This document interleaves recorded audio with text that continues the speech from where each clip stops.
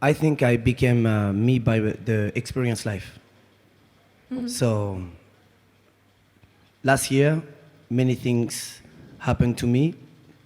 Some people call it, oh, I had a bad luck.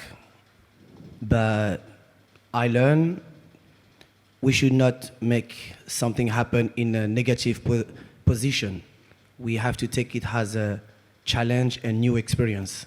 Of course. So I became sick, and from this, I had a choice. You have more sickness, or you change something.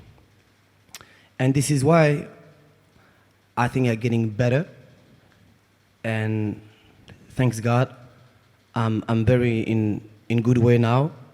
But you see dancers, you don't know all life because we don't show it. But life is not easy for dancer. So I think I stay positive, and I want to be positive because I never had a brother when I was kids. Around me, it was difficult. And I'm happy to be a friend, a brother, or a teacher to help and to stay positive. So from something negative, I change it in positive way. Also because I read some book. The thing is this: negative, transform it in positive. Darkness, find the light. That's it. Absolutely.